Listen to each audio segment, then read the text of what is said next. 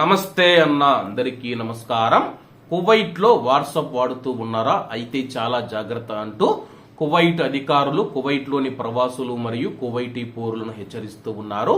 ఇక్కడ ముఖ్యమైన విషయం ఏంటంటే కువైట్ లో ఇప్పుడు క్రిస్మస్ మరియు అలాగే నూతన సంవత్సరం న్యూ ఇయర్ రాబోతూ ఉన్న నేపథ్యంలో చాలా వెబ్సైట్లు మరియు అలాగే సోషల్ మీడియా వేదికగా కొంతమంది స్కామర్లు ఎవరైతే ఉన్నారో వస్తువులపైన కానీ ఫోన్లపైన కానీ లేకపోతే అనేక రకాల వస్తువులపైన భారీ ఆఫర్లు ప్రకటిస్తూ ఉన్నారు. భారీ ఆఫర్లు ప్రకటిస్తూ ఉన్న నేపథ్యంలో మీ యొక్క వాట్సాప్ కానీ లేకపోతే మీ యొక్క మొబైల్ కు మెసేజ్ రూపంలో అయితే లింకులనైతే పంపిస్తూ ఉన్నారు.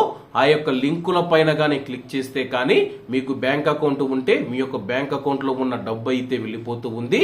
లేకపోతే మీ యొక్క ఫోన్ ను ఆ యొక్క హ్యాకర్లు అయితే హ్యాక్ చేసి మిమ్మల్ని ఇబ్బందులకు గురి చేసే అవకాశం ఉంది. కాబట్టి కువైట్ లో ఉన్న మన భారతీయులు ఎవరైతే ఉన్నారో వాట్సాప్ లో ఏవైనా సరే అనుమానాస్పద లింకులు వస్తే దయచేసి క్లిక్ చేయొద్దండి.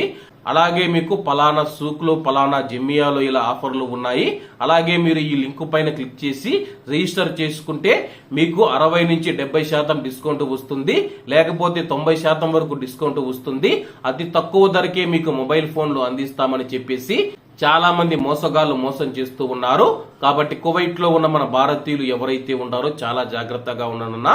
ఎందుకంటే ఇటీవల కాలంలో ఇటువంటి వాళ్ళు ఎక్కువైపోయారు.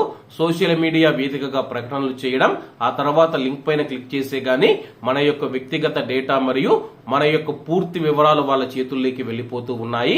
అలాగే కువైట్ అధికారులు కూడా పదే పదే చెబుతూ ఉన్నారు, కువైట్ లో ఇటీవల కాలంలో స్కామ్లు పెరిగిపోయాయని చెప్పేసి దయచేసి అందరూ చాలా జాగ్రత్తగా ఉండండి. ఎవరైనా సరే మీకు ఫోన్ చేసి మీ యొక్క వివరాలు అడిగినా సరే తెలపవద్దని చెప్పేసి కువైట్ పోలీసులమని చెప్పేసి కువైట్ అధికారులని చెప్పేసి ఎవరు ఏమి చెప్పినా నమ్మకండి అని చెప్పేసి కువైట్ పోలీసులు గాని కువైట్ అధికారులు కానీ మీకు ఫోన్ చేసి మీ యొక్క వ్యక్తిగత సమాచారాన్ని మీ యొక్క బతాకా కానీ లేకపోతే మీ యొక్క బ్యాంకు వివరాలు కానీ అలాగే ఓటీపీ మీ యొక్క మొబైల్ ఫోన్ కు వచ్చే ఓటీపీ 1 టైం పాస్వర్డ్ ను కూడా అడగరని చెప్పేసి అధికారులు తెలియజేశారు. కాబట్టి అందరూ జాగ్రత్తగా ఉండాలని కోరుకుంటూ అందరూ బాగుండాలి, అందులో మనం ఉండాలి. అందరికీ నమస్తే అన్న, జై హింద్.